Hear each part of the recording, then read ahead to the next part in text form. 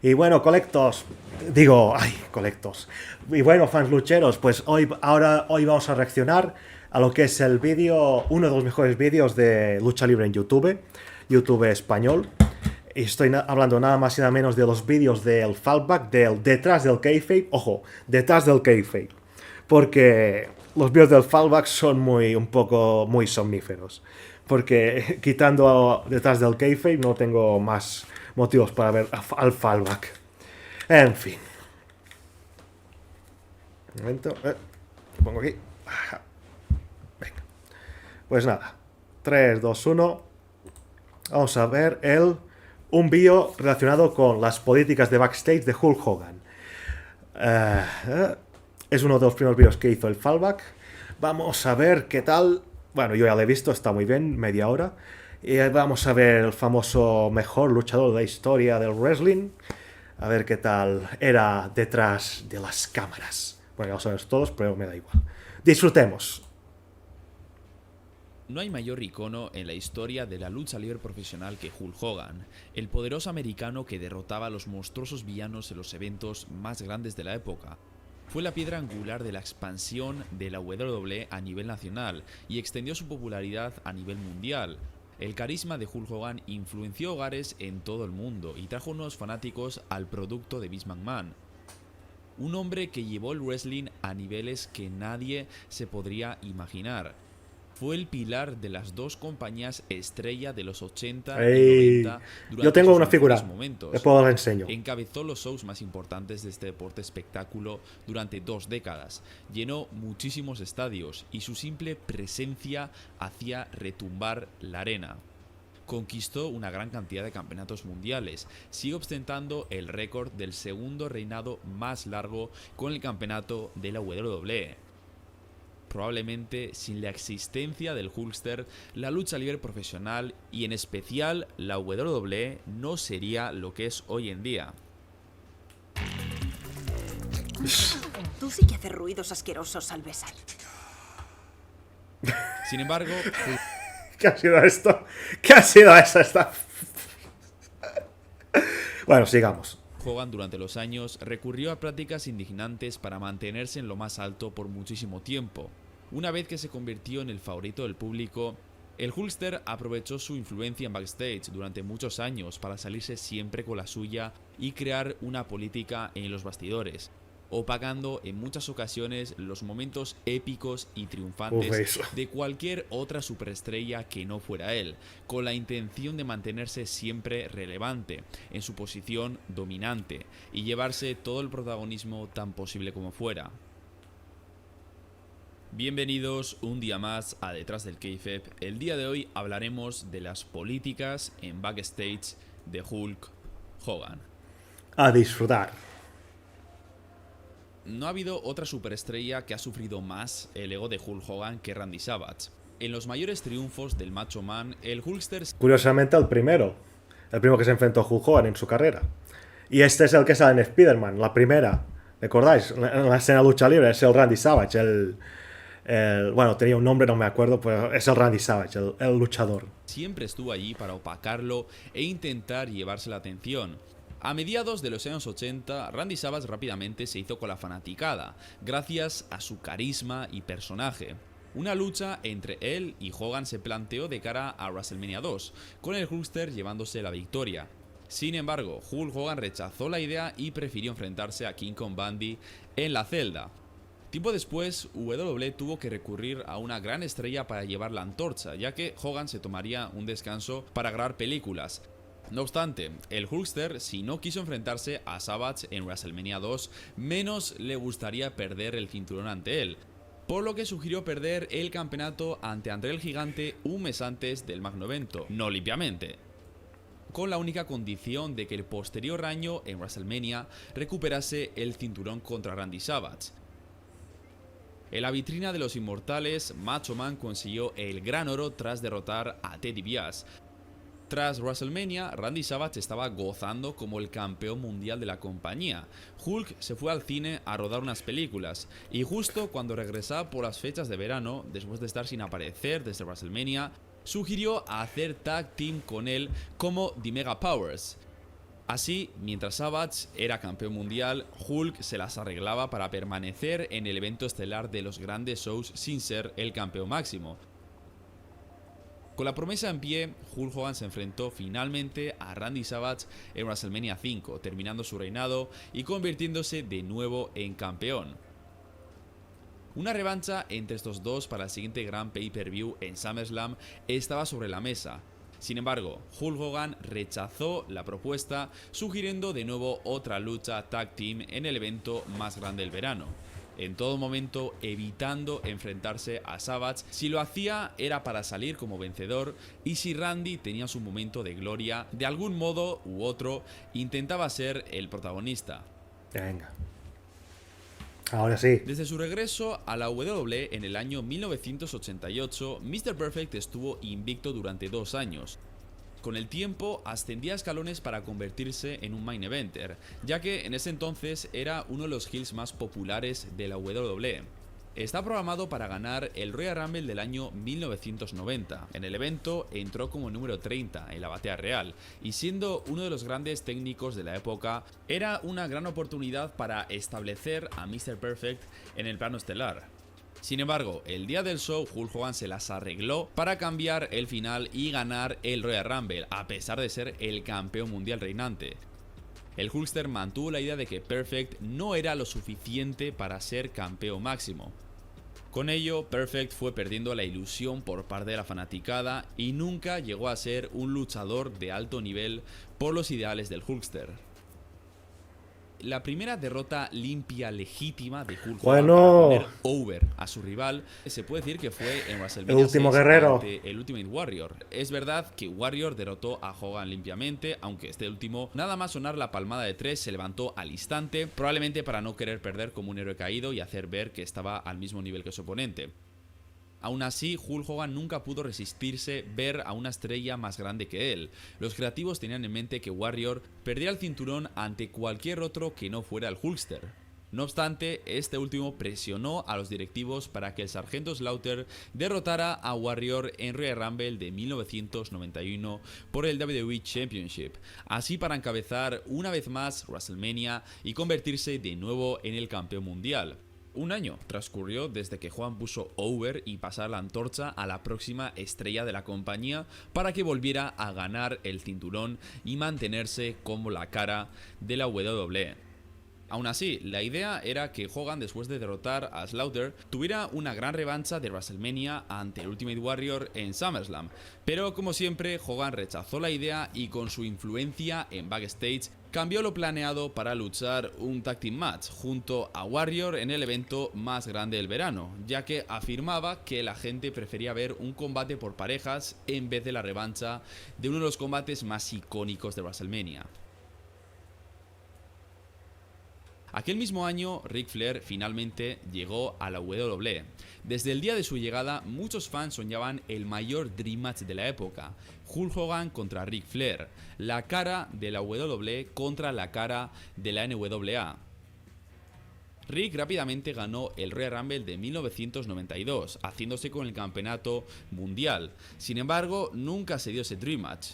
No tuvo que ver con las políticas de Hogan en backstage, pero lo curioso fue que Hogan contra Sid Justice fue el main event de WrestleMania por encima de Ric Flair contra Randy Savage por el WWE Championship, en una época en donde el título máximo encabezaba los shows. Con el escándalo de los esteroides, a principios de los años 90, el boom de Hulk Hogan se fue desvaneciendo. WWE fue apostando por nuevas estrellas y estaba claro que el tiempo del Hulkster ya había pasado.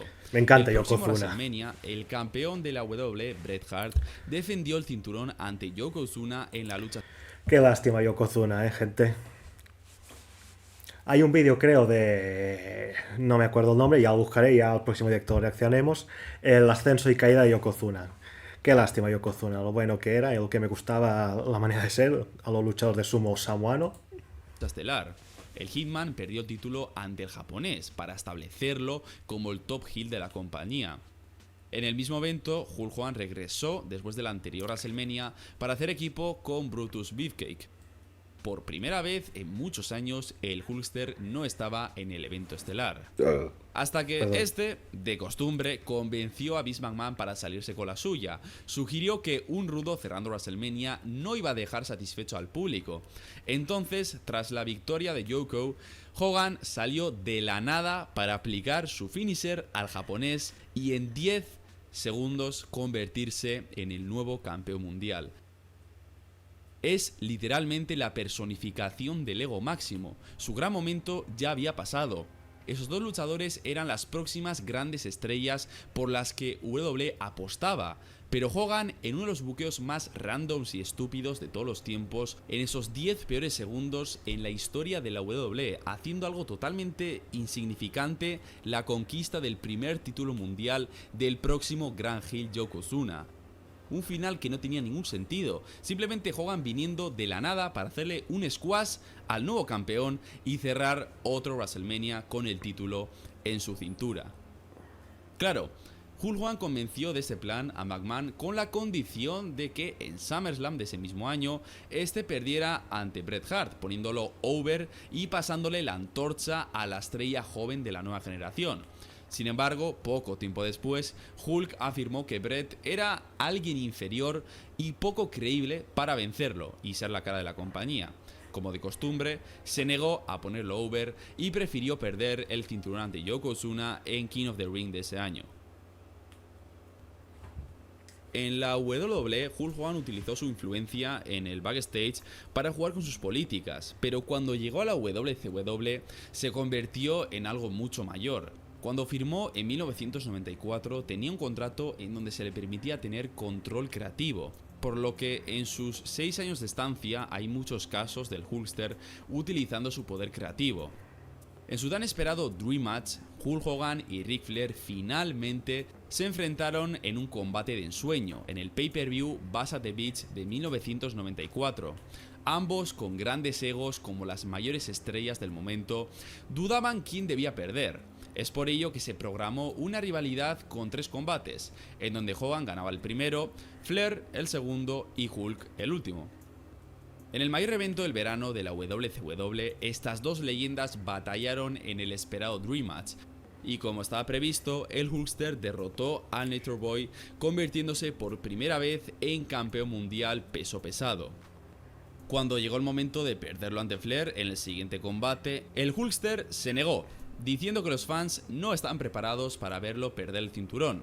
Tuvieron su revancha, pero en contra de lo propuesto, Hulk ganó el combate y mientras tanto mantuvo el oro durante 489 días.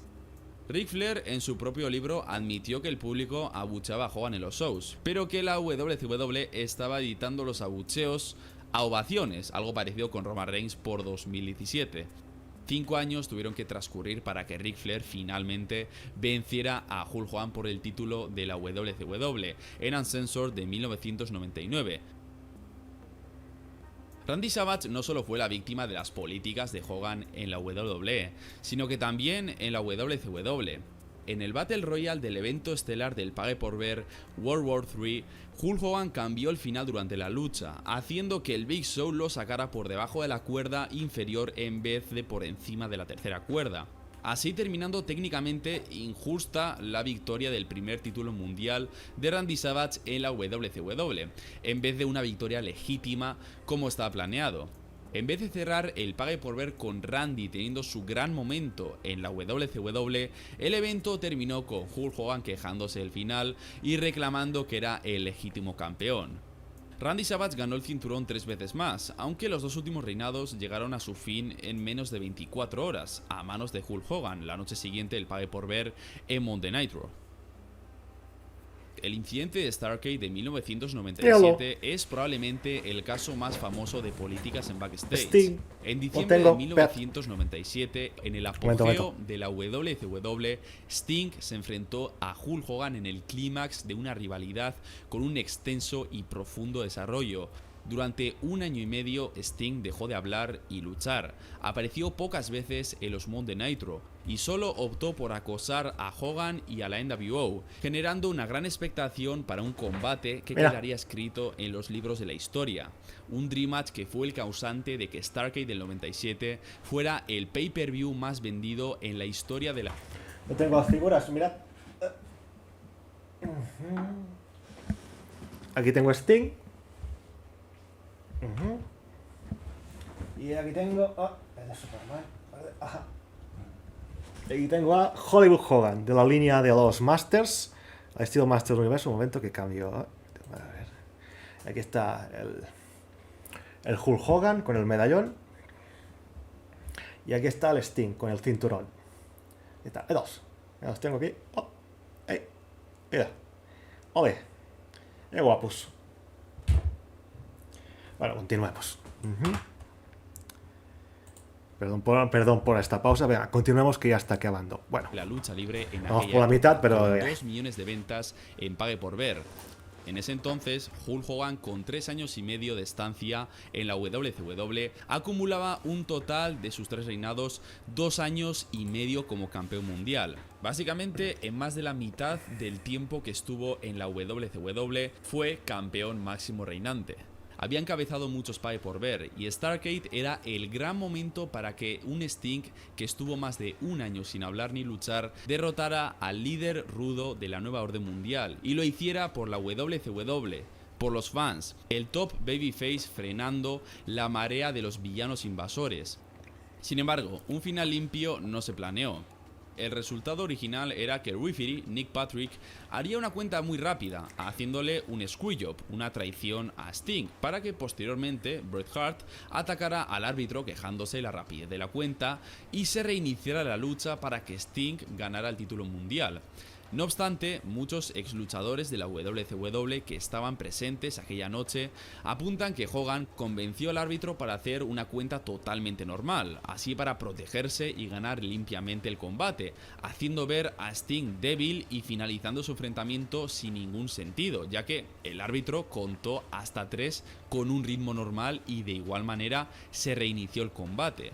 Incluso viendo el plan original, que era que el árbitro hiciera una cuenta muy rápida para hacerle esa traición a Sting, con 18 meses de desarrollo para el combate con más expectación en la historia de la WCW, tan difícil era que el top babyface, el tipo que estuvo sin hablar ni luchar para desarrollar una de las mejores storylines de todos los tiempos, venciera limpiamente al luchador que más de la mitad del tiempo que había estado en la WCW fue campeón mundial, para dar por finalizado el Pague por Ver más exitoso en la historia de la compañía. El desenlace dejó confuso a todo el público. Mataron la credibilidad de Sting.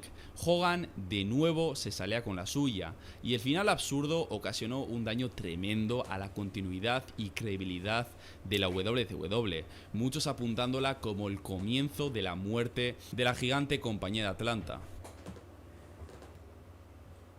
Tras perder el campeonato Habría estado bien un Sting contra el enterrador mundial peso pesado ante Goldberg en el Georgia Dome en aquel memorable Monday Night Raw, Hulk Hogan empezaría a desarrollar la tan esperada revancha de WrestleMania ante el Ultimate Warrior en Halloween Havoc del 98.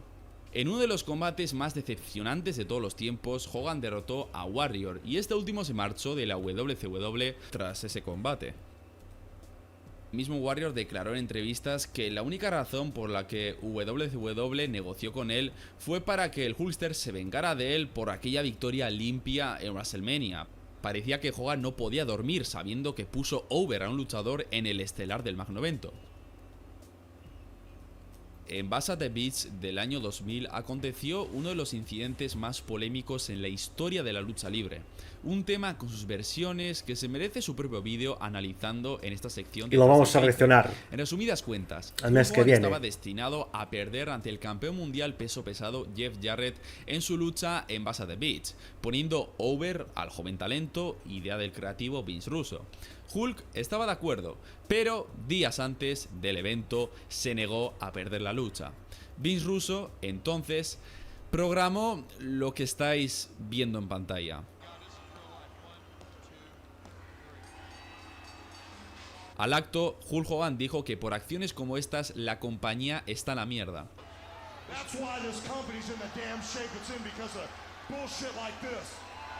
Y tiempo después, Vince Russo lanzó su pipe bomb, despidiendo públicamente a Hulk Hogan y hablando de sus políticas en backstage, diciendo cosas como: déjame decirte a qué le importa una mierda esta compañía, al endiosado politiquero Hulk Hogan.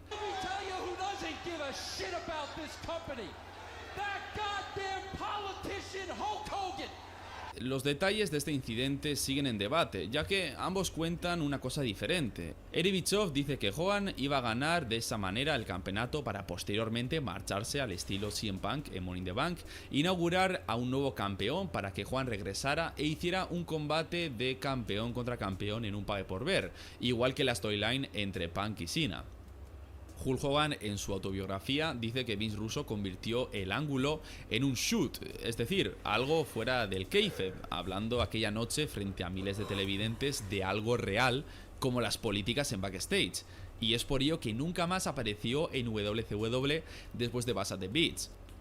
Y Vince Russo afirma que su promo tirando mierda a Hogan estaba dentro de la storyline y que era lo pactado entre ambos. Como comentaba, analizaré más en profundidad este incidente en un capítulo detrás del kayfabe. Sea cual sea la versión oficial, lo que está claro es que el Hulkster no quería perder aquella noche e hizo otra jugada de las suyas, así provocando unos momentos más bajos en la historia de la WCW y más infames en la historia de este deporte espectáculo.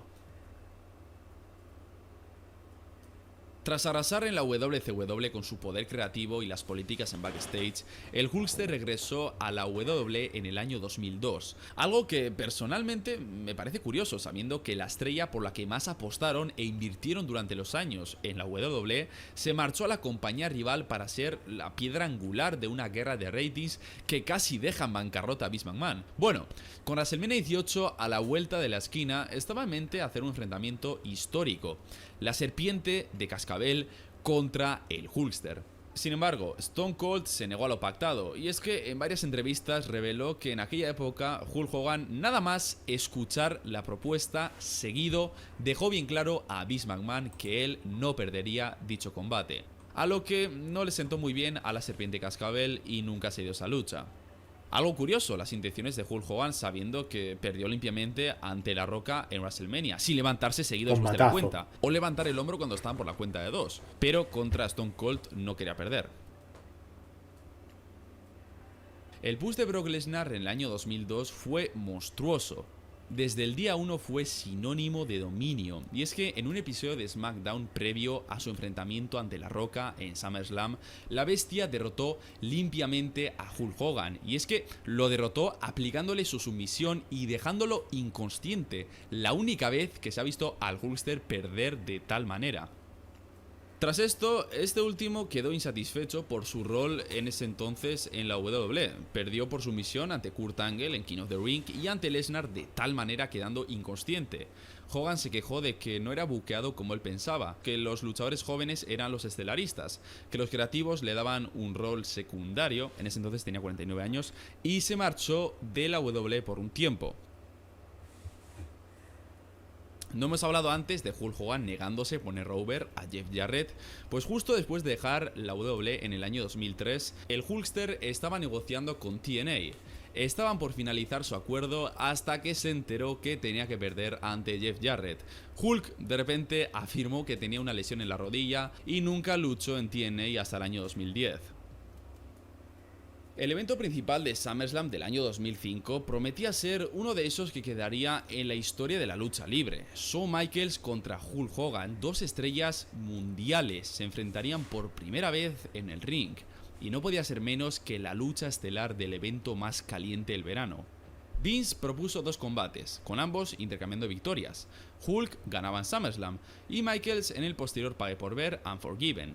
Ambas leyendas estaban de acuerdo y construyeron su feudo con momentos muy cómicos. Sin embargo, justo antes de SummerSlam, el Hulkster dijo que físicamente no se encontraba bien, que tenía la rodilla mal y que no estaba en condiciones de tener otra lucha. Fue la gota que colmó el vaso, ya que Michaels hizo lucir a Hogan como un ridículo durante toda la lucha, sobreexagerando todos los golpes que le daba. HBK también había jugado con sus políticas en backstage y al fin y al cabo esta fue la gran batalla de los dos egos más grandes de la lucha libre. Como siempre, Hulk Hogan ganaba el combate limpiamente, el plan original se cancelaba, el full-timer HBK quedaba como el perdedor, mientras el part-timer del Hulkster se marchaba después de su victoria. Después de esto se propuso el Dream Match que nunca se dio, aquel Stone Cold contra Hulk Hogan para el siguiente WrestleMania. Sin embargo, Austin, sabiendo lo que sucedió ese mismo año entre Shawn Michaels y Hulk Hogan con sus diferencias, sabía que Hogan manipularía de alguna manera su lucha, como con HBK, para salirse con la suya, por lo que, como en el año 2002, la Serpiente Cascabel rechazó la propuesta. Este es probablemente el caso más extremo del ego de Hulk Hogan. Randy Orton era bien conocido como el asesino de leyendas, fue detrás de grandes de la industria como el Undertaker, Mick Foley, Dusty Rhodes, Harley Race, y para SummerSlam de 2006 estaba destinado a enfrentarse a otra leyenda, Hulk Hogan. El Hulkster aceptó la propuesta únicamente si la WWE promocionaba el nuevo álbum de su hija Brooke. WWE cumplió la promesa.